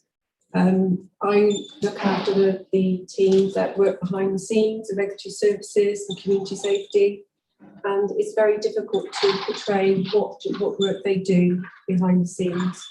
The financial pressures under the EMP, which relates to the income lost in terms of the services that they do, it was a difficult time for them. They carried on working frontline, supporting public health and the police through the pandemic, but also having to keep our day-to-day services the public always want to complain about. They carried on through such tenacity. It's just been absolutely marvellous. Not only that, they had their own worries with family and having to go out and do track and tracing, which is really difficult. So my heartfelt thanks to this team, because without them, we wouldn't be low in our track and trace over those 12 months. So a huge thank you to the team. More importantly, I'd like to say thank you to the Housing Solutions team as well, because they took our vulnerable cohorts off our streets, our homeless, our rough sleepers, and they worked with partners tirelessly to make sure we were accommodating the most vulnerable. And they worked beyond and above everything they could do as well. And it was really pleasing to know that the majority of our homeless was taken off the street during what at times have been really worrying for them as well. So thank you to that team as well. My biggest part I'm really pleased about is our housing delivery for affordable homes and protecting our young people and families to stay living in Herefordshire. Since November last year, Council took a decision to develop affordable housing, and I can't thank them enough for what they have done in strategic housing. They have worked quickly. We have brought in Robert Barton, who is our project manager, and he is working at pace alongside with NG, who have been analysing council-owned sites and opportunities exploring third-party sites across Herefordshire. We have progressed rapidly to be taken forward to Cabinet in July a decision to approve progression of suitable sites to progress the affordable housing delivery. That is remarkable, a turnaround in 6 months, and I thank this team as well endlessly. Not only are they doing that, they are also working with registered social landlords and tenants to make sure they deliver our affordable homes, and hopefully within 21-22 we will deliver 222 homes to ensure that we have the right tenure and a housing need that we have to seriously address in Herefordshire. Finally, I have to say a big thank you to the bereavement services and our registrars who have had to deal with most complicated and upsetting circumstances through pandemic. They have been so wonderful, and they have done it all in the spirit of making sure families and loved ones are being protected along what is a real horrible journey of losing a loved one. And I can't say enough to that team and the crematorium for doing what they have done. So thank you to all my teams that are in the background. Thank you for everything you've done. Thank you, Councillor Tyler. And Councillor Norman. I don't know whether you're going to do a double act, a little bit on your portfolio at the last meeting. Perhaps, yes. Councillor Toynbee, did you want to? No. Okay, right. Well, I'll first of all, perhaps before I forget, to concur with Councillor Davis and say how remarkably well the work on our schools has gone. It's been fantastic, more in particular, but we're looking at the future prospects, very promising for Brookfield and Peter Church, as we heard. So great work there, and many thanks to everyone. I'd like to particularly pay credit though to our schools who've worked incredibly hard in hugely difficult circumstances, both when children were in school and out of school, of course, to manage so many different aspects of their lives, whether it's their education, adapting to online, the huge difficulties and problems that brought with it, not just in learning a new way of doing things, but in trying to support the children and families who didn't have the facilities, didn't have the equipment, perhaps lacking the connections, and particularly, and this continues, of course, however much we can address some of those problems, perhaps not having the space or the quiet or whatever is needed to be able to work at home. So I think they've done a remarkable job in adapting and working with very difficult circumstances. And that's all school staff, teachers of course, but also support staff as well. I think they have also continued as children have gone back to school. Obviously great in many ways, children are so pleased to be back and staff as well. But it has its difficulties with the balancing not just education, but the looking after the well-being of the children, following up with the vulnerable children and children with particular needs, and also having to deal with the occasional outbreak, children being sent home, or staff being sent home, and there have been issues with staff numbers being challenged and schools struggling at one point to actually stay open. I think we're much better forward as far as that goes, but it's all been uncertainty and difficulties for staff and all staff, and of course children too, who have to adapt and work with these difficult situations. I think they've done particularly well, as I say, not just on the education side, but also in provision of free school meals for those children who needed it, and ensuring that it wasn't just those who were registered, but children, as we know, a number of families, many families finding life difficult, income reduced, employment lost in certain cases, and have helped and supported those families to not just get free school meals, but the other help that might be available, and have literally delivered to homes and ensured, looked at the families and the children to try and keep on top of whether they were coping, whether there were matters of concern that needed to be raised about those families. So I think they've done a huge, wonderful job with keeping all that going. I think they have further challenges. We all do in that respect. We know that there's been a serious loss of education for probably all children, but for some children particularly, and that will be a challenge for the future. Who knows how all that's going to work out? There seem to be all sorts of things in the air. Canalisation is heading our way, we gather. There seem to be disputes over how we improve the education of our children with the term was now the advisor anyway has resigned, we hear. So where that is going is somewhat uncertain at the moment. But I think our schools will rise to that challenge and work as well as they can. And of course, not just our schools, but colleges, further education, higher education, and so on. But it is a difficult time, and I think it's brought out the very, very best in our staff and our children. And we have a huge role ahead of us in providing the support needed, as I say, not just education, but the mental health and well-being of our children and their families, because we need to remember it's the families behind the children are as important. And Councillor Toynbee will have many words to add, but I would just like to add, as what's previously in that role, we've had the judgment, we know how challenging that is going to be and how difficult it will be. I just really wanted to add a word of thanks to the majority of staff in that directorate who have continued to do an incredible job under massively difficult circumstances. For them, this is really difficult.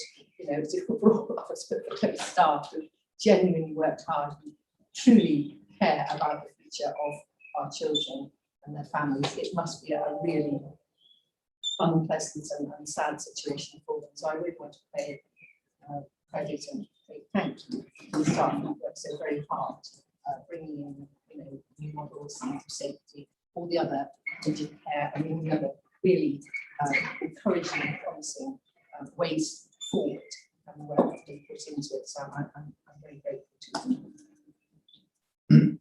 Yes, thank you, Councillor Norman. Yes, quite an investment, I think, in that area. And this judgment really has come and hit us between the eyes. So, Councillor Toynbee, I don't know whether you wanted to. Very little to add, but I just endorse what Councillor Norman has said, particularly about the staff, and I'm really looking forward to meeting staff on the front line.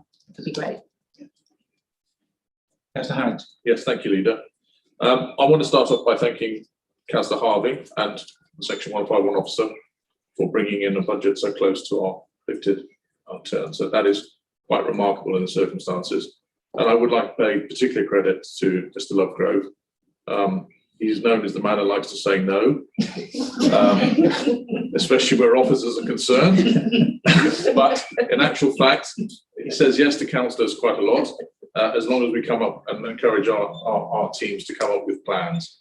And I'd like to say that I'd like to be quite honest and say that as a Section 151 officer, he's operated under a bit of a vacuum for the last couple of years in terms of his line manager.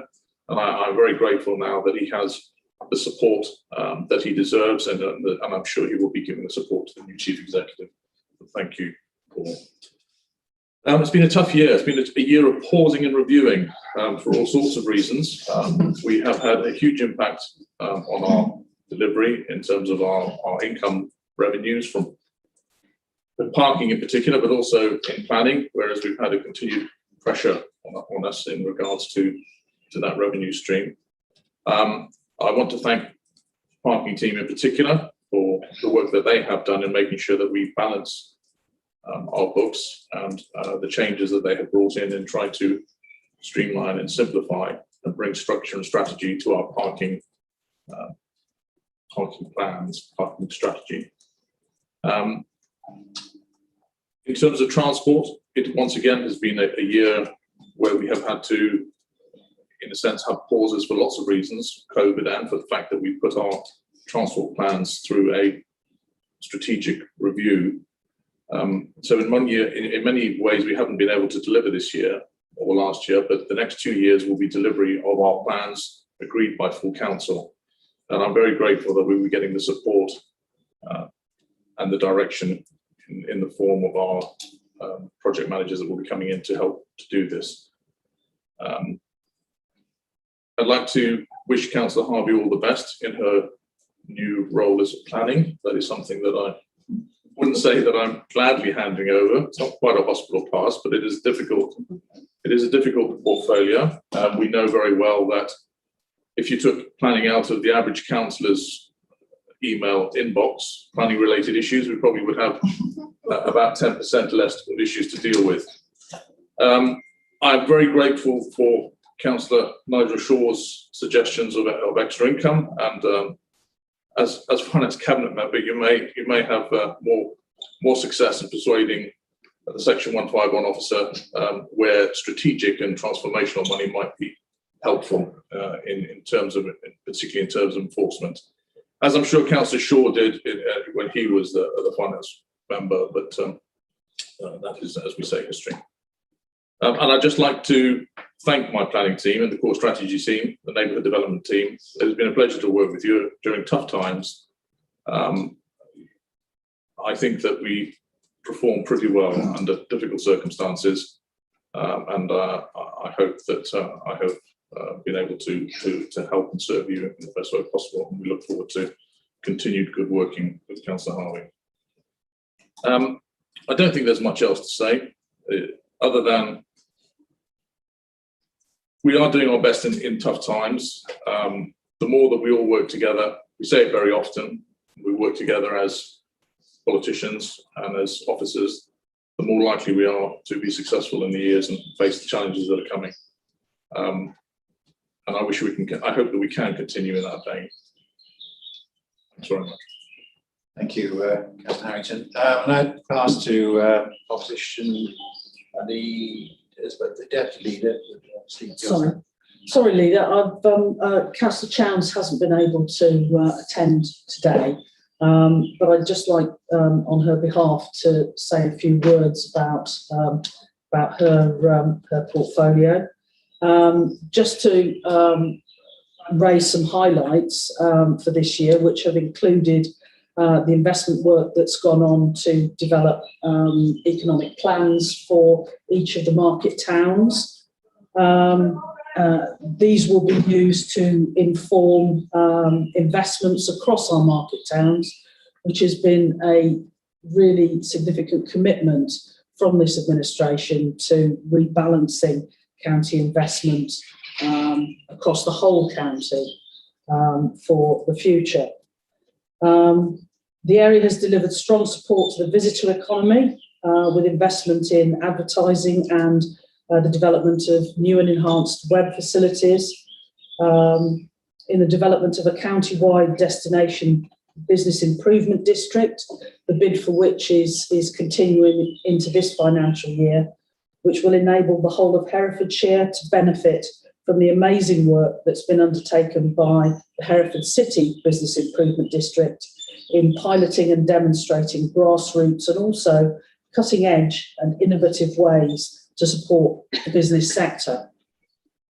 The Stronger Towns bid for investment in the city was developed during 2020, led by business and involving a wide range of city stakeholders to pull an exciting and eclectic portfolio of proposals together. And the outcome of the bid we hope to hear in the very near future. So we've got our fingers and toes and everything else crossed for a good outcome on that. Development work at the enterprise zone has continued through COVID, with both the cyber centre and the Shell store being completed. It's exciting to be having the Shell store open tomorrow by the Minister when he comes, Minister for Housing, Community and Local Government, when he visits us again. We'll get to see a lot of him, lucky us. He lives nearby, so I think that helps. And the work to realise our ambitions to get to carbon net zero and to respond to the declared climate emergency have also continued. And we put sustainability and the environment at the heart of all of the work that we do. And it's a very important question that we ask ourselves every time we look to make any investment or make any change in any part of the council's business. So that's just a few. And I'm not in a position to know in detail who to say thank you to in Councillor Chown's area, but there are many thank yous for the teams that have been working in economic development and across the environment area throughout the year. So please take a thank you unnamed on behalf of Councillor Chowns. Thank you very much. Right, so turning now to the group leaders, I'll go the same order as last time, but I'm not sure that Councillor James is still with us as he has had to leave. So Councillor Matthews. Thank you, Leader. I was just sorting out some papers when you called. I can't. First of all, I'd like to congratulate Councillor Harvey, Andrew Lovegrove, and the team. I know they've worked hard in these difficult times, and to come virtually in within budget is well done. So, you know, please accept our sincere thanks and appreciation.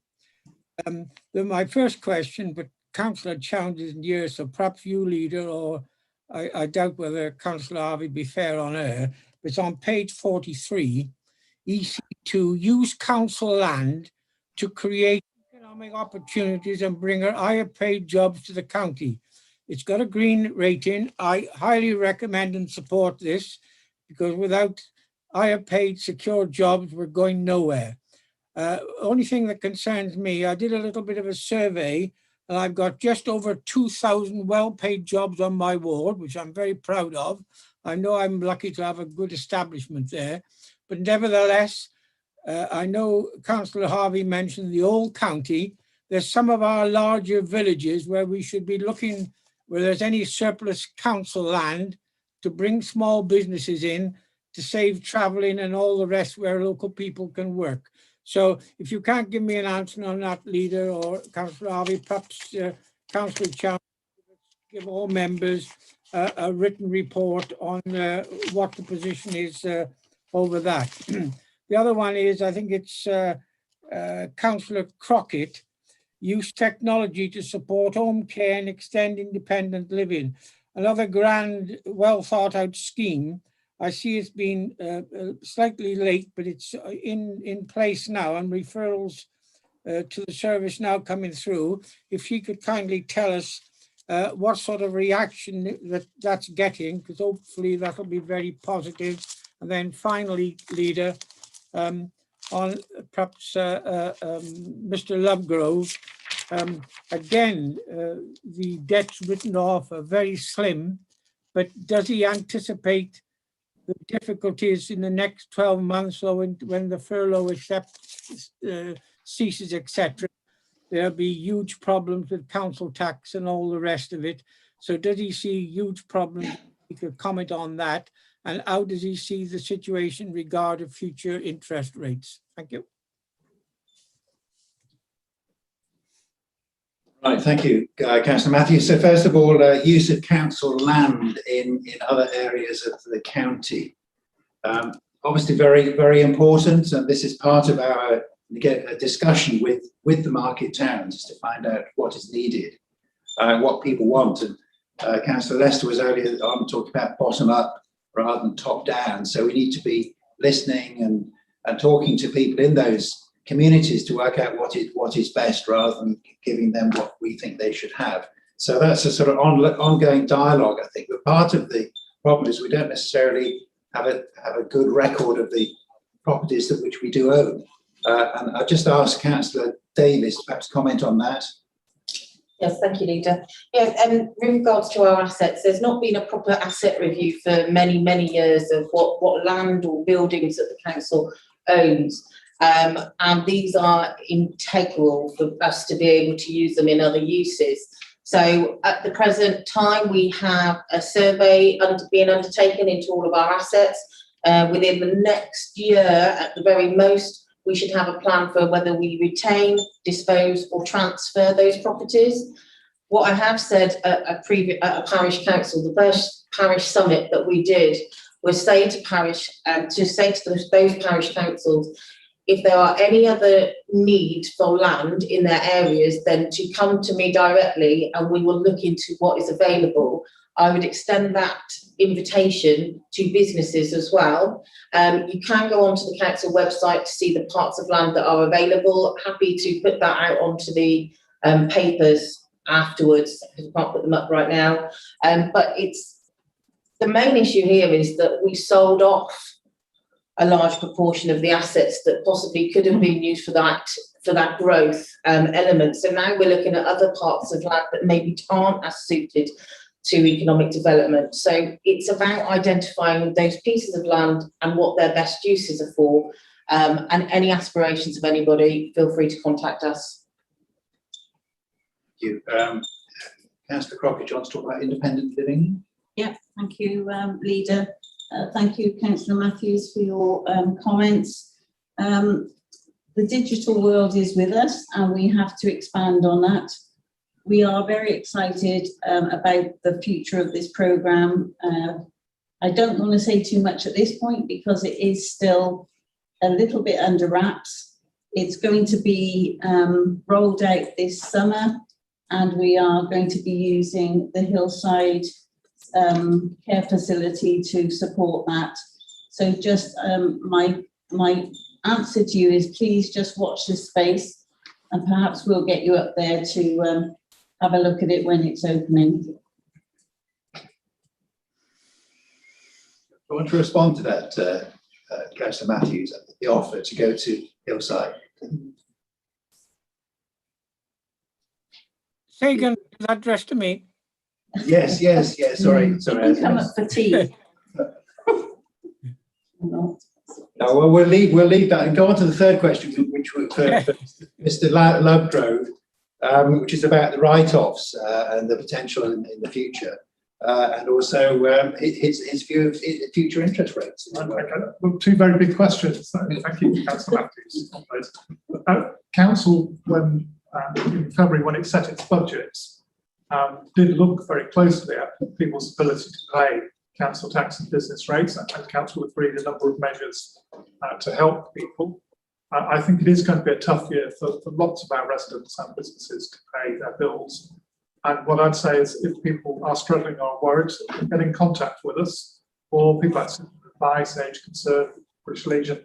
Lots of organisations will help people.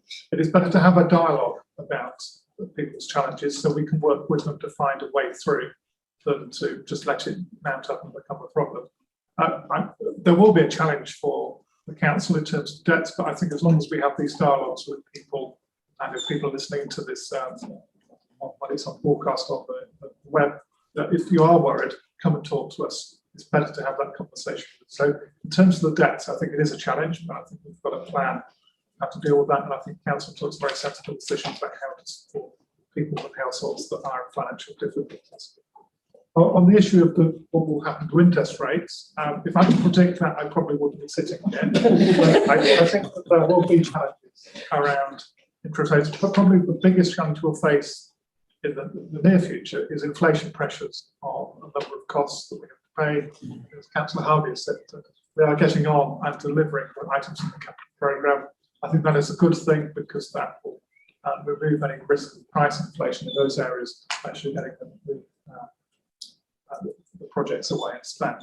I'm not expecting big increases in interest rates, depending on which pundit you listen to. Some going up, some even talk about negative interest rates. So we keep a very close eye on this, and certainly as we report back to council on treasury management issues, we'll keep you abreast of where we think things are going. Could I just come very briefly to Andrew there, Leader? With the council tax, obviously it's early in the financial year, but is what you're witnessing so far indicating there's going to be quite serious problem, people? It isn't, no. People are paying in line with what we thought and what we predicted and what we shared with council on the February meeting. So there's nothing to report. There's no big surprises either way. We do have households that are struggling. We do have households that are paying. So there's nothing here to cause me to come and report to yourself as Cabinet or Council there's a problem. Thank you. Councillor Lester. Thank you very much. Yes, I've noted with interest the comments that have been made, and I note the comments from Cabinet members about thanking staff for their hard work, and we as a group think that's really important to do, because lots of services are being delivered by our staff on a daily basis with great challenges and financial constraints. So I think it's right to do that. £38,000 is a lot of money to an individual, but to an organisation the size of Herefordshire with council with a budget, £38,000 is a relatively small sum of money. So it's to be noted that the overspend is minimal, and that's to be welcomed. We like the way the report is presented with regard to the red, amber and green apples. I think that's useful. It's a small thing, but it is very useful. And we note the improvements in adult social care. And there are a couple more meetings where we could possibly squeeze in a bit more thanks for Stephen Vickers. But if not, I too would like to say a great thank you to Stephen Vickers for the huge work that he's done in transforming services and leading a great team to achieve those things. So we wish Mr. Vickers all the very best, and if he's at the next meeting, I'll probably say that again. Anyway, the point it's welcomed about Mulbrook School, that's excellent, and we welcome that. We also obviously welcome the opening of the Cyber Centre and the Shell store tomorrow. Obviously projects that were long-term in the making, but great to see that they're going to take flight and be of service to the Herefordshire's economy in due course. Just 2 points I would make. Councillor Davis, if she's listening, fully understand why the booking system for the tips was introduced during restrained COVID measures, restricted COVID measures, but I think it's now time that the booking system was scrapped because it's just an inconvenience to members of the public, more bureaucracy. But a more pressing issue I would suggest, and Councillor Davis mentions the issue about waste management and the waste contract. Scrutiny has given these issues a good going over, and you've been very helpful in listening to those recommendations. But one of the things that I think is pressing, and I think we all need to get our heads around this a bit more, is whilst there's greater initiatives to do recycling, and that's to be commended, members have been made aware of the fact that when things get recycled, in inverted commas, they don't always end up in the right place. So I think the council needs to do more work there to ensure that when substances are recycled, they really, really are recycled, and they're not ending up in somewhere that they're not being disposed with in a way that's causing environmental concerns. So I look forward to greater work with that, and if scrutiny can play a greater role with ensuring that, then I think that would be something that the Scrutiny Committee would welcome. And lastly, I note in the report, throughout the report, it highlights just how COVID has affected performance and affected the council in many ways, and that's to be noted. And we will be discussing that matter at the next scrutiny meeting on the 11th. So I look forward to feeding back at the next cabinet meeting as to or when it is appropriate that we've considered these matters in more length. Chair, you're going to have to forgive me. I've got to go now. I've got to take a call, but I just make those observations. So thank you. Thank you, Councillor Lester. I don't know if Councillor Davis would like to respond on the booking system for waste and also on recycling. Yes, certainly. I know that this is our very big disagreement that Councillor Lester and I have around the booking system. I see it. I get really positive responses. We don't have queues going up on the Relief Road in Rotherworth. And the teams working there say that it works efficiently. We have increased the amount of slots for people, not having complaints around it. Did see the other day somebody selling their tip runs on a website. So I have to explain to them, you're not allowed to do that. You don't book them and then sell them to somebody else. So don't do that for members of the public. But one of the most significant things that the booking system allows us to do is it prevents us from having to close or reduce the opening hours at our recycling centres. I think that part of the end-to-end strategy with regards to waste needs to look at, have we got it right with the amount of hours that those places are open? Should we open them more with regards to recycling and reuse elements to it? So that's part of that end-to-end strategy. And it's got a significant saving to it, that booking system, that doesn't, I think that the good far outweighs the bad with regards to that particular issue. And I would hate to have to make savings elsewhere in our waste areas. And just regarding the ethical use of recycling and making sure it ends up in the right place, absolutely, I will take scrutiny. I will take that offer on board to look at how recyclable waste, how that journey and where it ends up because I think that that's a global issue. So I think that'd be really helpful. So thank you.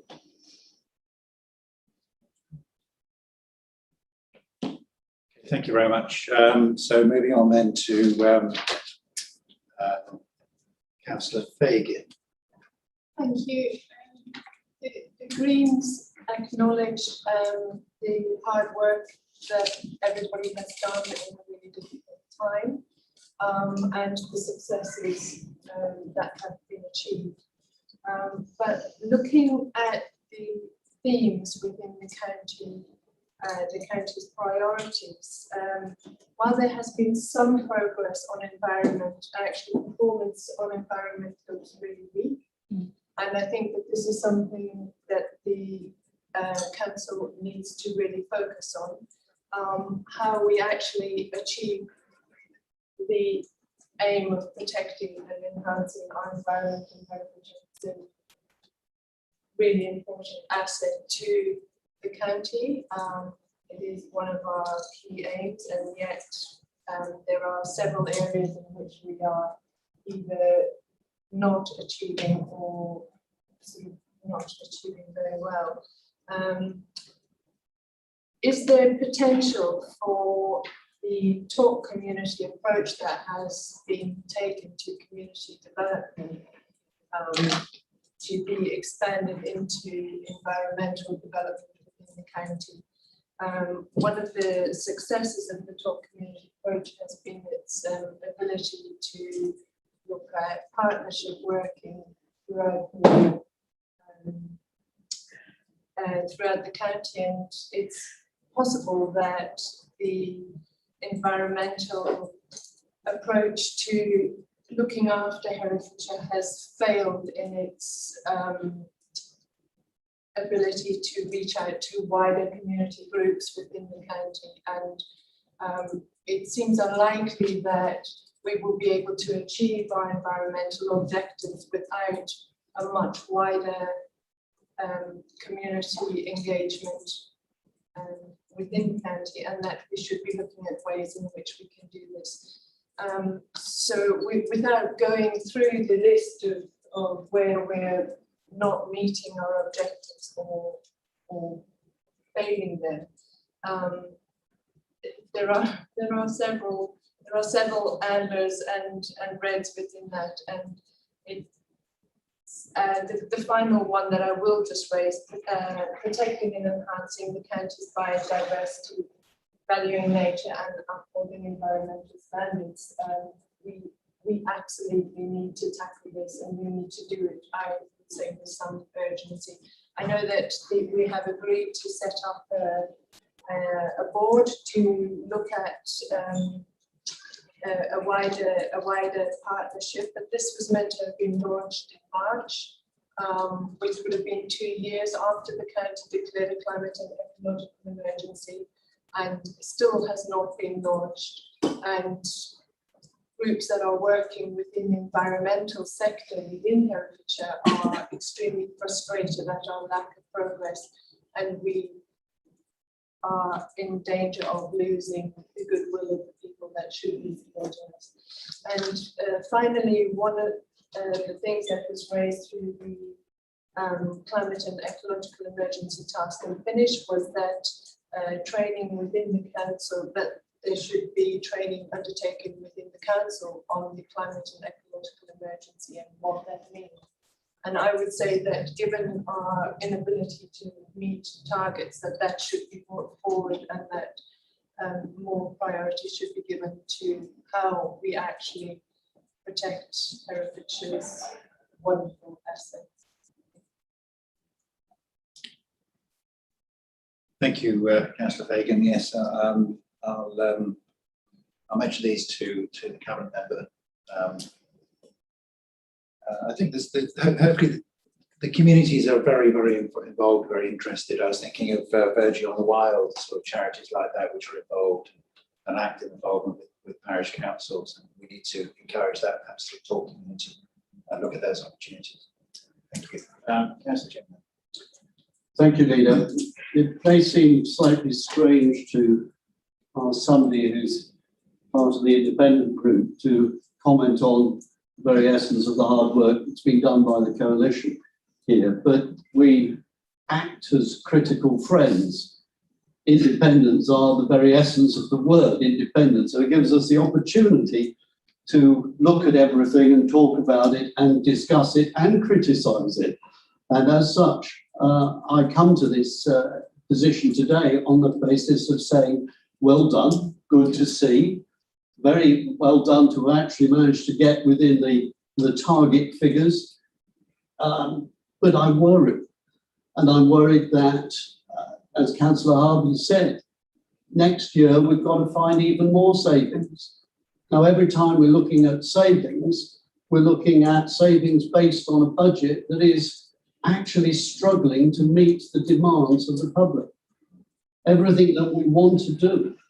And I think I'm right in saying this morning I heard on the news that Local Government Association had made the comment that 80% of the councils in this country were saying they were struggling. Now, those of us here today are councillors in our own wards. We know what people are asking of us. We know constantly, can you fix this? Can you do that? Can you do so and so? What's the council doing? And I'm worried that I look at the amount of money we're going to have is going to be less next year, unless we can make it or get it, or government changes its mind and actually decides to ensure there's more money available. Can I also ask you just to look at Appendix E, page 81? I suppose the very nature of working on audit and governance means that anything that looks red, I start to look at with a greater degree of care. And when I looked at that and saw that the HE students, the adult and community learning students, the data shows the difficulties of this COVID-19 year, but these people represent our future. And I do hope that the performance measures there that at the moment are showing the difficulties that there have been in getting these things off the ground will actually be able to show a change to amber at the very least. And it would be lovely to get into green for another year. But I'm also mindful, and comment has already been made, about what happens at the end of furlough. What happens then? Will there be the jobs there? And how do we create them and how do we encourage them? That is going to be a major task in the coming months. So congratulations that you're being extremely careful in spending what you've managed to raise. We're living within our means. Making every penny count is an efficiency. Everything there needs to be efficient on how we use it. And I know with our new chief executive today, one of his aims is to ensure that efficiency is carried right the way through so that we can achieve the very aims that are in the county plan and do it within the budget, which sadly looks not to be enough and getting less unless government decides or we can make money elsewhere. Thank you, Councillor Jim. I think I'll just move to the vote. We do thank everyone for the effort of getting so close to the figure which was set initially. So congratulations. We move on to the next year, and it is going to be challenging with extra issues, but I'm confident that our new chief executive is going to work very hard and help us to achieve what we need. So I put the recommendation to you, which is that the Cabinet, having reviewed performance and financial outturn for the year 2021-22 as set out in Appendices A to H, has not identified any additional actions to be considered to achieve future improvements, and B, Cabinet agrees the set of measures in Appendix G for use for reporting on delivery plan progress in 2021-22. So I'll put that to the vote. All those in favour, raise your hands. Thank you. Thank you. Unanimous. So that recommendation is accepted. That brings the meeting to a close. Thank you everyone for attending. The next meeting is scheduled for Thursday, the 24th of June. And please can I have confirmation the live stream has stopped?